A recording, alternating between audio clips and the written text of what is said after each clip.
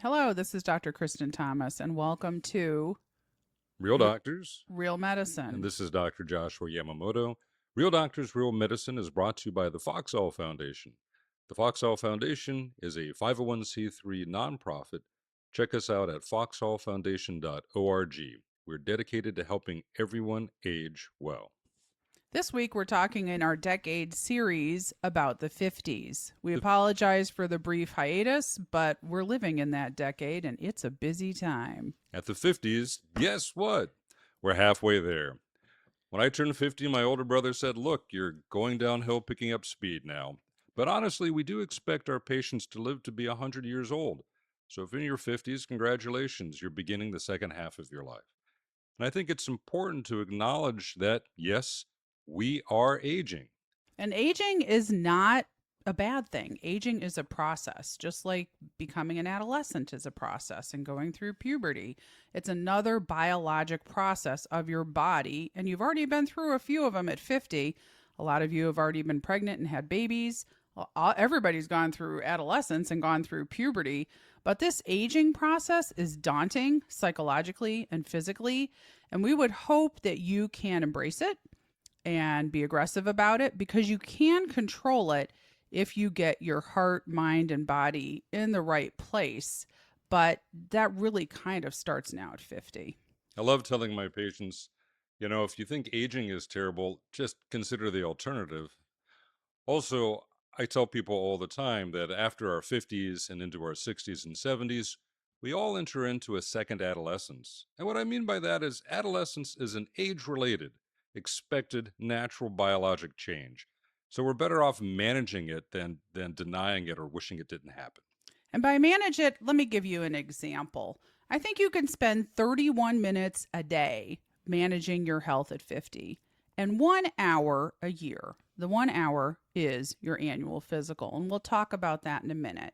If you hadn't been doing it in your 40s, guess what? 50 is the time that you better catch up. The single most important thing I think you can take away from this episode is if you don't have a doctor by your 50s, it's time to get one. By 31 minutes, I mean 30 minutes a day, divided any way you want, focusing on three physical exercises: stretching, bodybuilding, or resistance training, something that focuses on your muscle mass, pay attention to it, and your cardio workout. The 1 minute is to open that pill container and take your pills. It literally takes a minute. By the age of 50, trust me, you probably all should be taking anti aging pills. Anti aging pills are things like statins, they prevent your arteries from aging. Anti aging pills are things like estrogen, they can prevent your genitourinary tract from aging. So we have a lot of anti aging medications.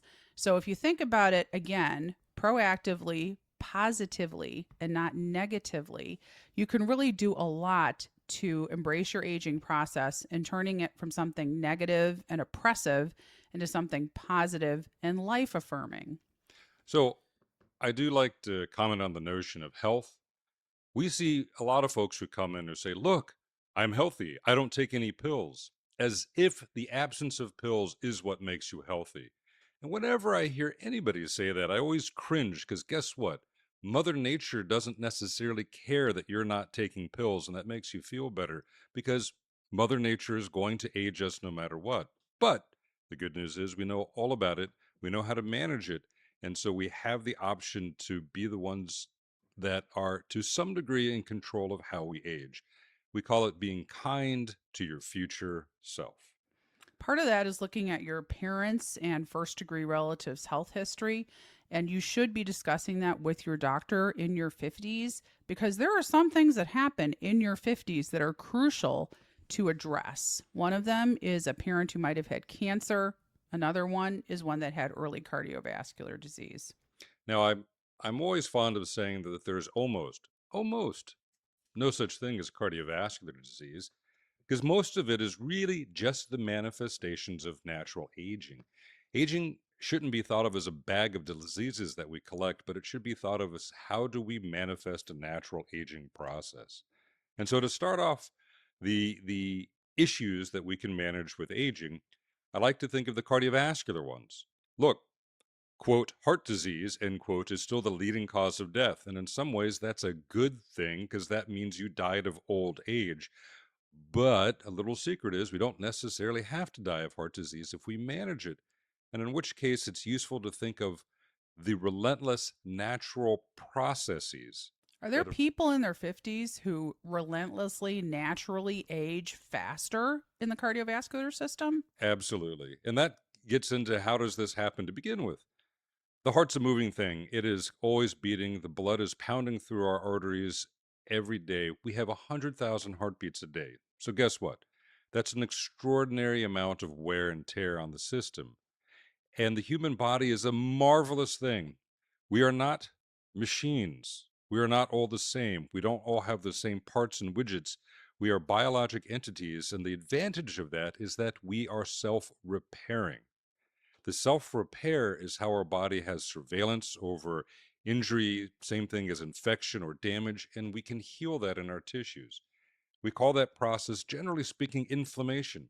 Why is that a bad thing in the cardiovascular system? Well, it's a mixed blessing. If you think about cavemen, they were more likely to die from trauma and bleeding. So people who are genetically superior, if you will, and have aggressive arterial healing, that's what's going to change our arteries as we get older. What's arterial healing? So, wear and tear. You pound on the lining of the artery has microscopic tears and a relentless healing process. Are you trying to tell me this is plaque, Dr. Yamamoto? Exactly. Okay. If I slapped or if you slapped me upside the face 100,000 times a day, that would tear my skin off. And what would I do? Clot, scab, scar? Maybe you look the better for it. But on the inside of our arteries, that process is what gives us plaque. So, plaque in arteries is not a disease. It is really our natural aging process. So this will happen to everybody. Everybody.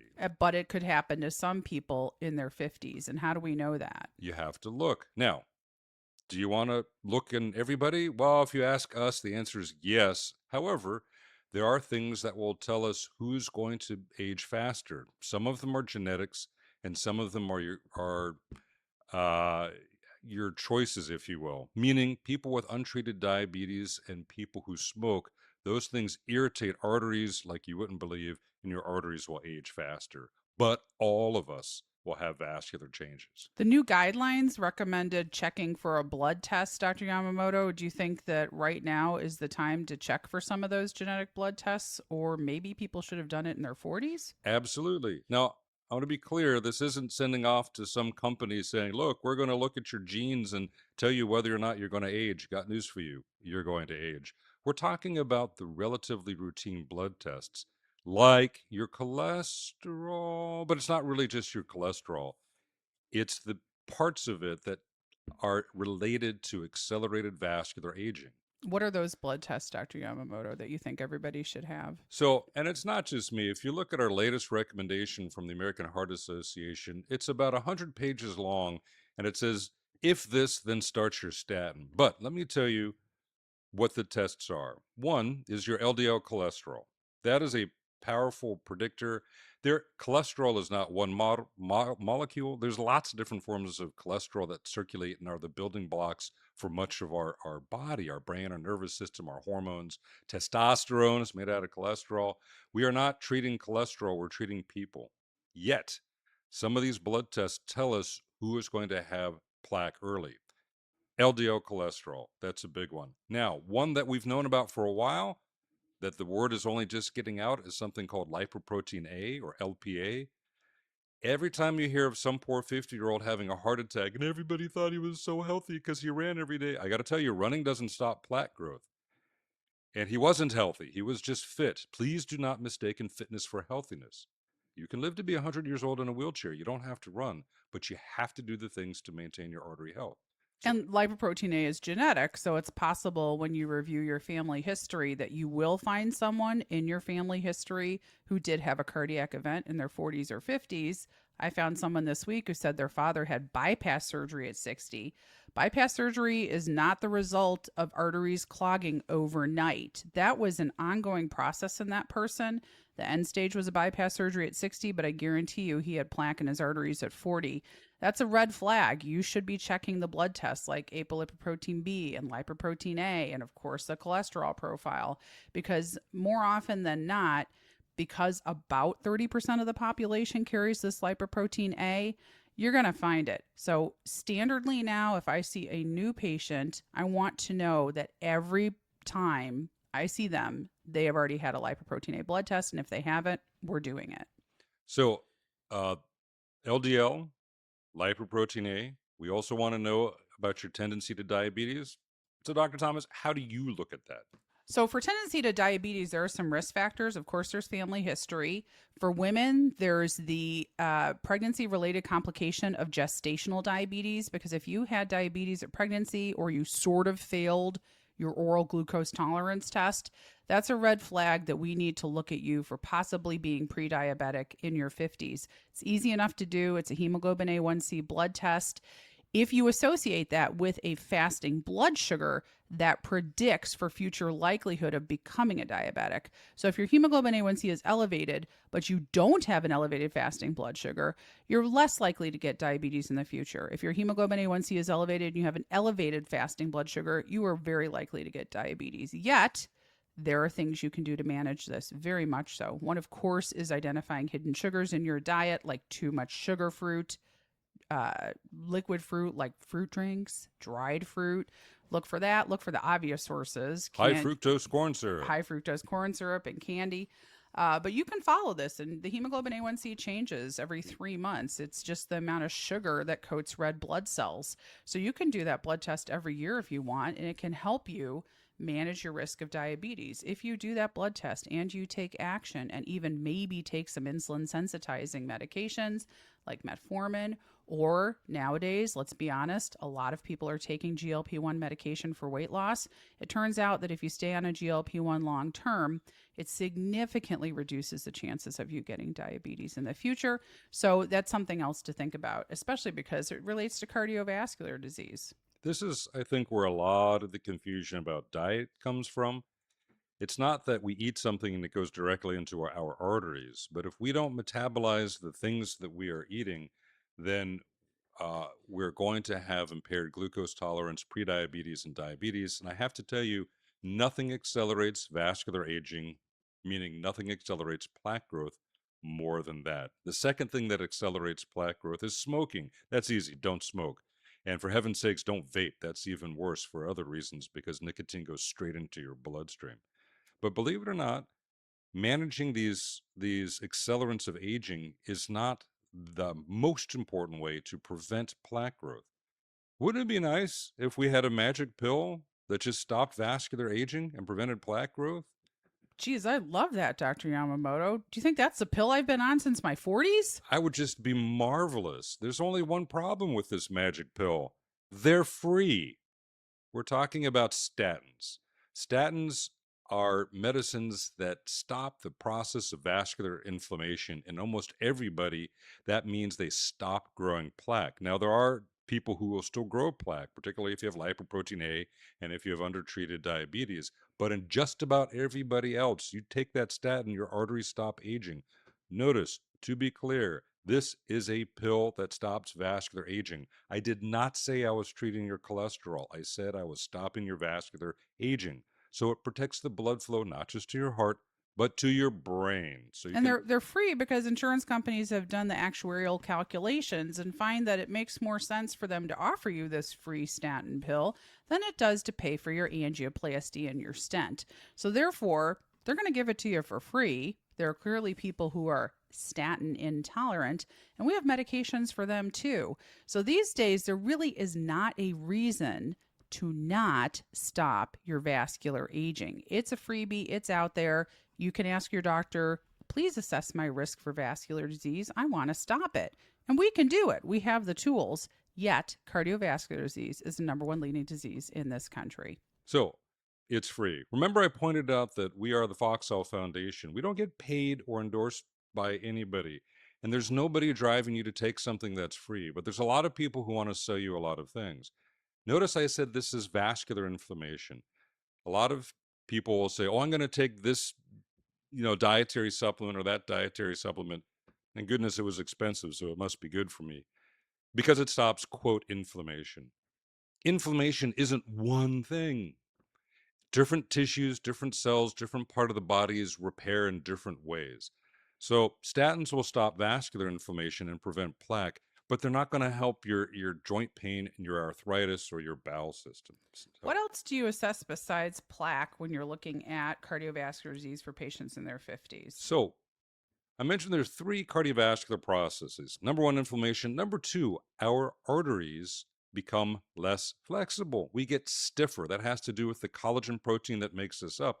Collagen loses its elasticity. That affects many parts of the body and in our arteries that make our arteries stiffer. And the reason we care is because stiffer pipes, the arteries, will generate stiffer, higher pressures. So I'll often tell people blood pressure is a measurement, it's not a disease. Pay attention to it, but don't fret about it or don't panic about it. Our arteries get stiffer, and that stiffness means higher pressure, and we care because higher pressure creates more work from the heart. And if you're a 50-year-old man, because women have more flexible arteries and pressure doesn't change till later, but we men have stiffer pipes and we think we're so cool and we feel great. Because you know what? I can run around with a pressure of 200 over 100 for a decade and feel awesome because I have such good blood flow. But then when I roll into my 60s, I'll have beaten up my heart and I'll have a form of heart failure. Now, heart failure is a terrible term because it doesn't tell you why a heart failed. But my arteries can be pristinely clear without any plaque because I took my statin, but I ignored my vascular stiffening. And a cardiologist can make that assessment in your 50s? Sure. Okay. You just look at a heart. Nobody said cardiology was hard. It may be important, but it's not terribly complicated. So you look at a heart, meaning you do an ultrasound, we call it echocardiogram. If you've beaten up the heart, we can tell it's visibly changes. The heart's a muscle, special muscle, but a muscle. And if you overwork it, 100,000 heartbeats a day with excess pressure, excess resistance to blood flow, the heart changes. So we can see that happening years before you would have symptoms. We call that hypertensive heart disease. And it is universal to some degree in just about everybody. It's a question of how far along you are. So this is just an ultrasound of your heart, so it Yes. should be pretty painless. Oh yeah, it's the same thing we use on pregnant women. So you men who worry about it, don't fret. It's just a quick ultrasound. And more, even our extended providers, not just cardiologists, can take an ultrasound to say, hey, do I have blood pressure changes to the heart? Another way to know how important your pressure is to see what your pressure is when you're exercising. That's why we do stress tests. The stress test is, you may or may not realize, isn't just about seeing if you have blockages. I'm not terribly worried about your blockages because I can stop that with a statin as long as I started it early enough. But if your pressure is over 200, as soon as you try walking upstairs, no wonder you get breathless and tired. And how would you know unless somebody checked for you? I request stress tests all the time from my cardiology providers. I get them automatically from Dr. Yamamoto because he knows I want to see them. But I have to request them from other cardiologists. And what I'm looking for is what is your heart rate response to exercise, because there are normative standards for each person at each age of what heart rate you should achieve with peak exercise. I want to know the health of your sinus node. We've talked about that before. And I want to know, do you have accelerated blood pressure when you exercise? Because if you do, you may be exercising great and feel 100%. But as Dr. Yamamoto just said, if your blood pressure exceeds what we expect on that stress test and it goes to 200 or 210, guess what? That is not a normal blood pressure exercise response. And your cardiovascular system is doing something that eventually, over years, will cause damage. So a stress test is not for me as an internist to look at, are you going to have a heart attack tomorrow? It certainly helps satisfy that requirement. But if I'm doing a good job protecting your arteries from a heart attack, which is a blood clot on top of plaque, then what I'm really more interested in is what is your cardiovascular function and where are we starting from in your 50s? See, we like to say these aren't stress tests alone. Most stress tests can be done by a tech and a machine, push some buttons, get some numbers. This is a functional study. Because guess what? None of us are going to beat the machine. In my previous career, I was a Navy doctor. I have put Navy SEALs on treadmills. I can make the machine go fast enough that nobody beats the machine. You will reach a limit. And the question is, what is it that limits you? Do you have a problem with your arteries and too much plaque and blocked flow? Do you have a problem with your pressure? Dr. Thomas mentioned the sinus node. That means our natural pacemaker generating a heartbeat. Most people have a perfectly adequate heart rate in their 50s, but I got to tell you, by your 60s and 70s, your ability to generate a heartbeat declines. And by the time we do our 60s and 70s, we'll talk more about that. But in the 50s, it's a question of understanding, do you have vascular aging? Do you have plaque? If you're not on a statin, that should make you a little bit nervous. And do you have adequate pressure control? Now, this is where exercise matters, because those of us, or those of you anyway, who do a lot of aerobic exercise, you improve vascular compliance. Your arteries are less stiff, and it helps you increase what your cardiac capacity is. So exercise matters tons. Remember that 31 minutes. Spend your 1 minute taking your pills and the other 30 minutes doing some form of exercise. And aerobics at this point in time are really important. And just the last thing on cardiovascular aging, number one is the inflammation and plaque. Number two is the stiffening and pressure. Those things hit in your 50s or earlier. Number three is a change in your heart's electrical system. That is rarely a problem in the 50s. So we'll table that discussion for a later decade. But apparently there's more to the human body than just the heart. But indeed, cardiovascular disease is the number one disease in our country, or shall we say, cardiovascular aging. But what else do we do when we're in our 50s? Well, guess what? 50 is a great time to review your immunizations, which are really on the hot seat these days. There really hasn't been any new science on immunizations. It's just a cultural shift in how people are looking at immunizations. Immunizations work. They are life saving for populations, but it requires population adherence. If you want to protect yourself at 50 years old, you should be doing the Prevnar pneumonia vaccine or some version of the Streptococcus pneumoniae vaccine. Why? Because data showed when we gave this to people over 50 that we decreased the rates of streptococcal pneumonia by 90%. Now, that's only one of the bacteria that causes community acquired pneumonia, but it's about 30%. So you're making a big impact. Additionally, strep pneumonia, there are many different kinds of strep, also can cause sinus infections. So there's a lot you can do by getting this vaccine, very simple, at age 50. And guess what? All of your kids have already gotten it, because we've been giving this vaccine to kids since 1999, and it significantly reduced their ear infections and throat infections. So we know that's a good vaccine. The CDC changed the age from 60 to 50 last year. So make sure you have your Streptococcus pneumoniae vaccine. There are multiple versions on the market. Kind of doesn't matter. You just need to get one of them at 50. Talk about that with your doctor. So, Yes. just because, I'm an idiot, this is the pneumonia shot, not the flu shot. Yes, this is the pneumonia shot, not the flu shot. And almost everyone these days is getting offered both of these shots repeatedly. It's okay to get your flu shot every year, but you don't want to get your pneumonia vaccine every year, because that'll give you rashes, your immune system will get overstimulated, and frankly, it's not necessary. But that brings up an interesting point.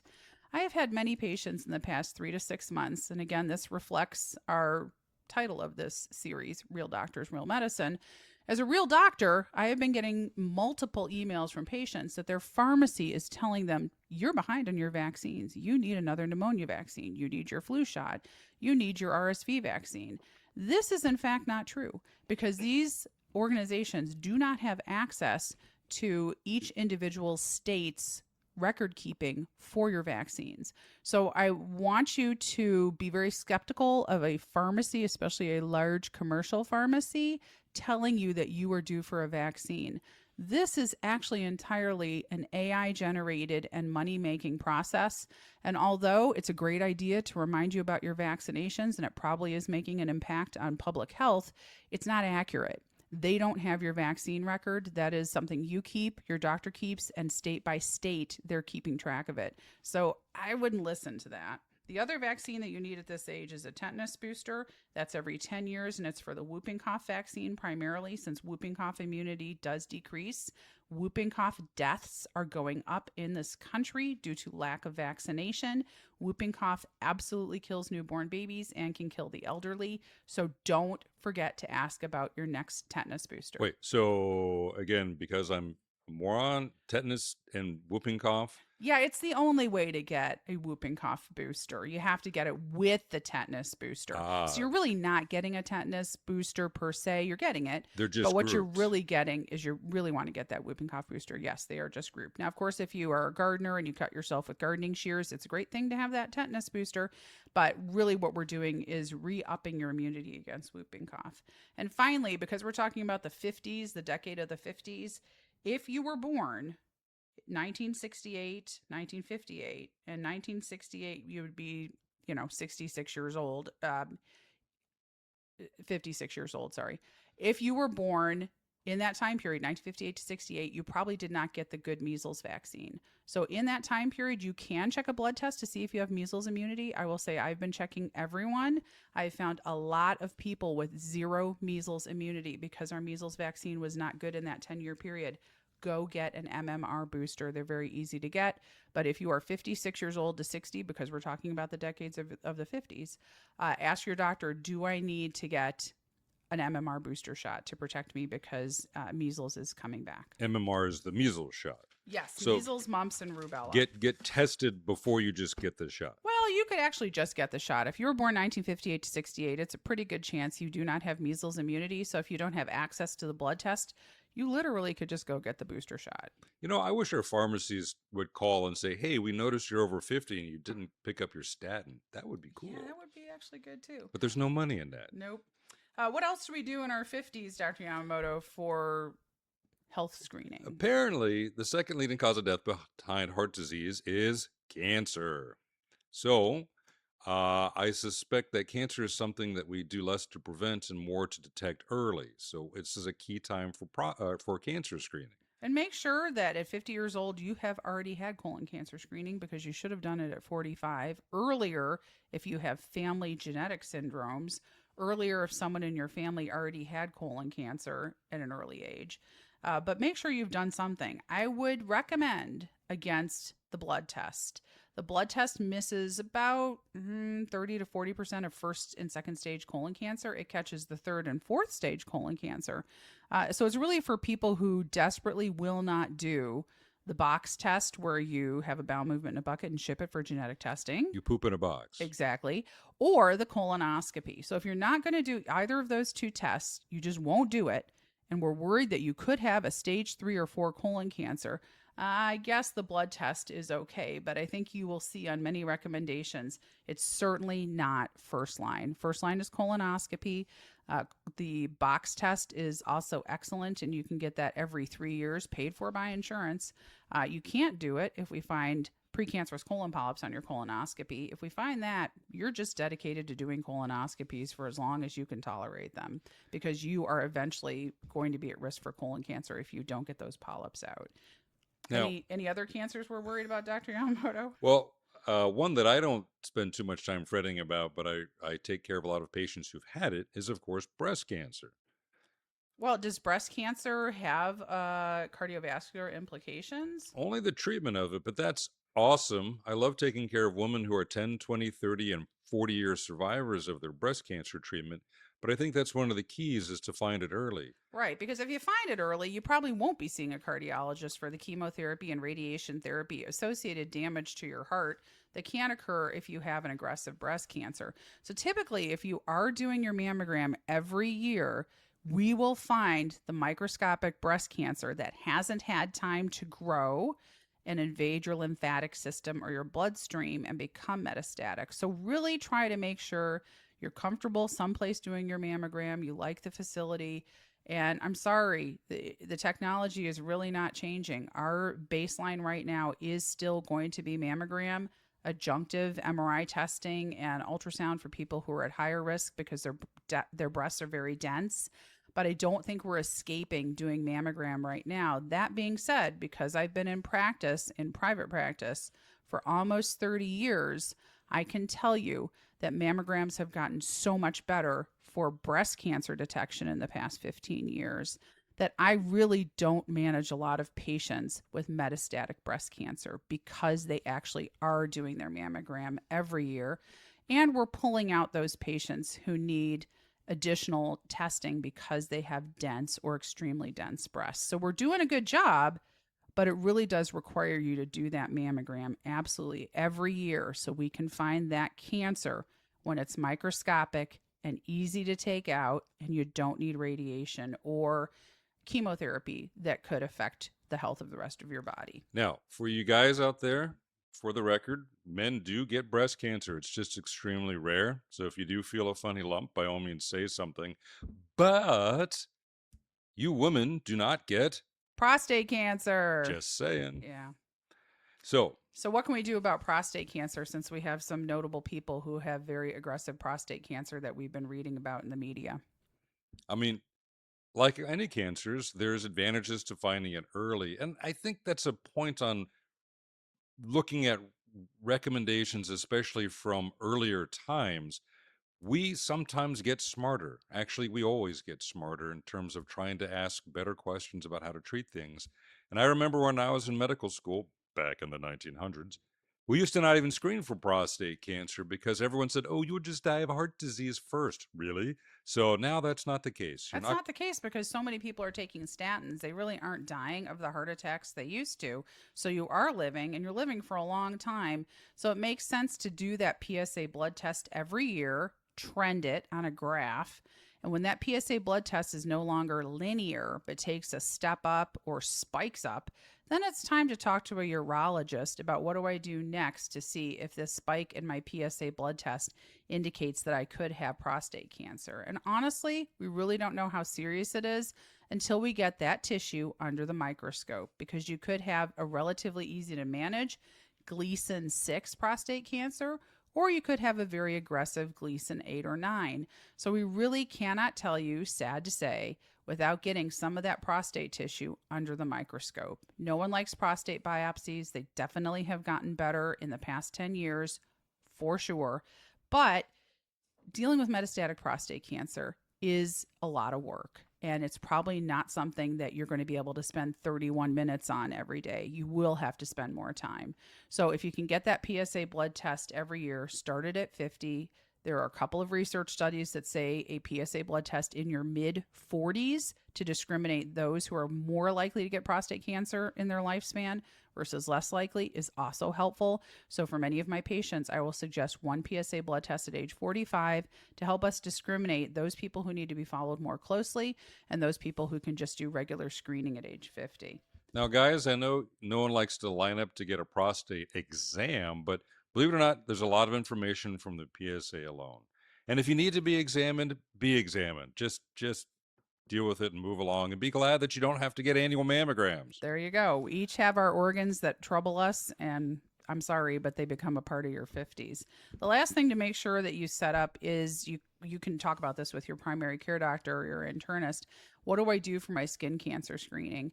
And at some point, definitely by age 50, you should decide, do I need to go to a dermatologist to get screening for melanoma and squamous cell and basal cell carcinoma? So make sure you discuss that as well.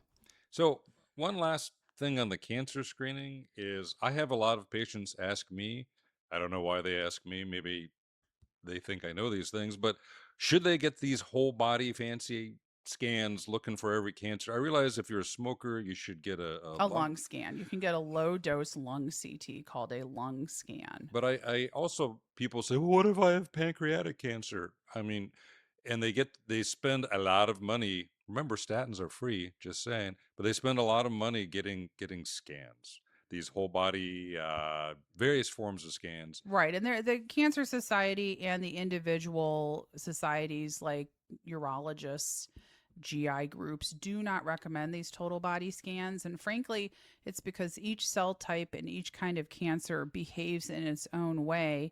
And that behavior is picked up by different radiology modalities, or in colon cancer by actually removing a polyp and looking at it under a microscope.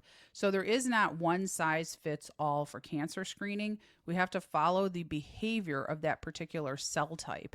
And that particular cell, whether it's a colon cell or a lung cell or a breast cell, behaves in a way that is going to be particular for a particular radiology procedure. So it's not likely that you're going to be able to do one radiologic modality to pick up all different types of cancer cell behavior. That's why we do mammograms. That's why we do colonoscopies. different types of interventions and assessment tools will pick up different kinds of abnormal cell behavior. So, one other thing is most of my patients who dread the thought of growing old, it's not the fact that you're older, they don't want to grow frail. And that's different. You can die of heart disease if you don't take your statin and you don't listen to your doctor's advice. You can die from cancer, clearly, second leading cause of death if we don't catch it early enough and treat it aggressively enough. But even if you do those things, time will pass and you'll get older. And what people don't want to happen is they don't want to become frail. So the final part of the annual physical when I see somebody at 50, and you can consider this both for men and women, frankly, is what is your bone health? And that actually also includes joints, but I don't want patients to get confused. Your bone density test doesn't tell you anything about your joints.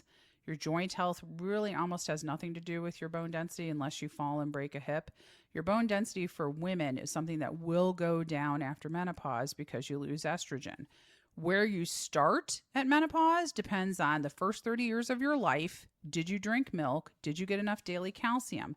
Did you have a disease that prevented calcium and vitamin D absorption, like celiac sprue, or inflammatory bowel disease, or that you didn't eat a lot of dairy as a kid because you were lactose intolerant? So the first 30 years of your life, as we've said before on this podcast, are important for building your peak bone density. So that when you start at menopause, if you start with a high peak bone density, you aren't going to fall very far. Whereas if you don't have strong bones at menopause, your step off to osteoporosis is very short. So you need to know, how much do I have to work on this? Do I have to take a calcium supplement every day? A bone density test is so easy. It's just an x-ray of your hip and spine. It's a piece of cake. It's very, very easy, but the information is invaluable because our risk of hip fracture, vertebral spine compression fracture, which are extremely painful, wrist fracture, it all goes up if you have soft bones. The other part of this is what's the status of my joints? I mean, at 50 years old, some people already do have arthritis. So you can ask your doctor, do you think I have arthritis yet? And that's osteoarthritis, which is the wearing of cartilage, sometimes from overuse, but there are genetic factors that we don't understand. Can you just take a second and clarify for those of us who don't know better? Osteoarthritis, osteoporosis, osteopenia.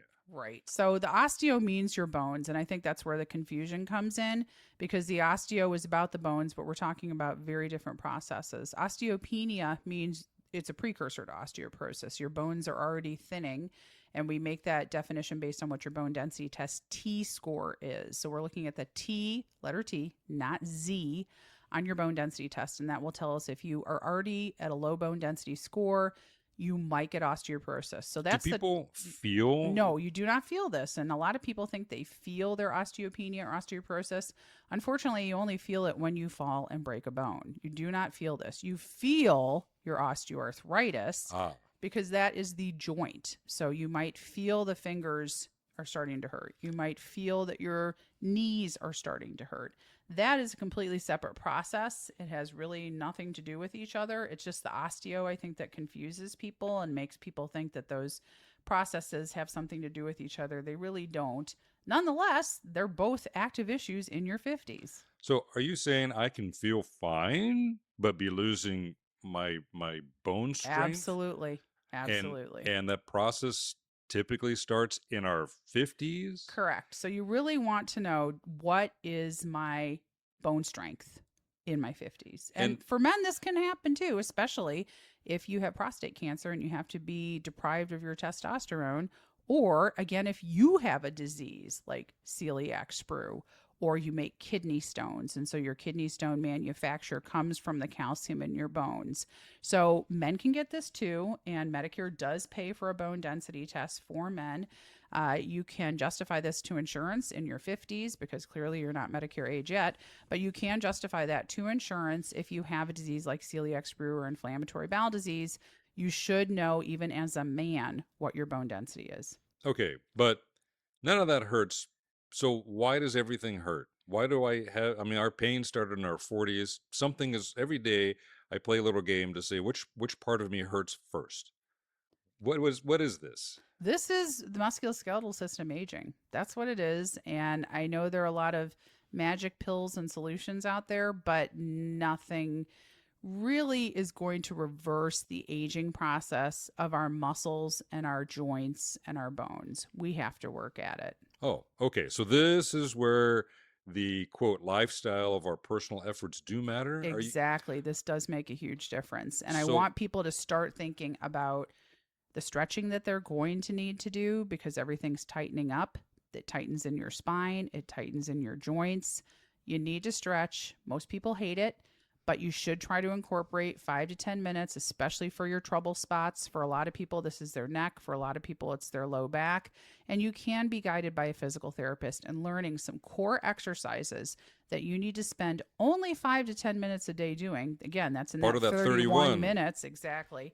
So you need to learn how to do that. You also want to make sure you target your muscle groups because there are certain particular muscles that if they atrophy with age, something we call sarcopenia, you're going to feel pain. For me, one of those is the deltoids. So look at that big shoulder muscle, the deltoid, it's at the top of your arm. She's looking at me now, just Exactly. saying. Make sure it's bulging. If you do not have a bulging deltoid, that's one you want to work on. Another set of muscles are your butt. So you definitely want to look at or have your spouse check out your butt muscles, your gluteus, medius, minimus, maximus. You want to make sure that you are doing something to strengthen your butt muscles because the butt muscles are what are going to keep your back pain away. Or as your discs degenerate with age or bulge with age or you get spinal stenosis, the butt muscles, not just the core abdominal muscles, but those butt muscles are what are going to bear the brunt of some of that degeneration. They're going to hurt. They're going to get tendonitis.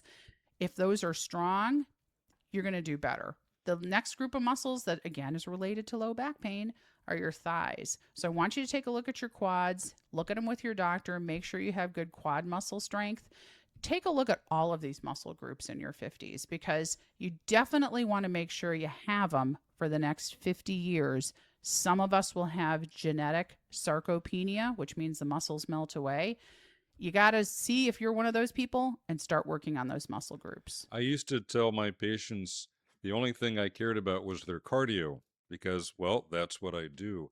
But it turns out when you get from 70 to 80 to 90, and we have a lot of now 100-year-old patients, the people who started their habit in their 50s, working on both their muscle strength as well as their cardio, as well as their balance, coordination, and flexibility, are the folks who did the best.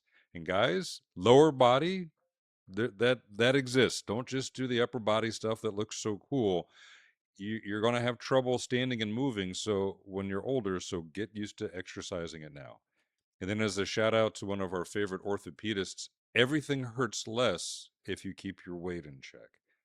So, I, weight does not equal heart disease directly by any means, but weight is something more that our joints have to carry and our muscles have to compensate for. And those are really the things that hurt.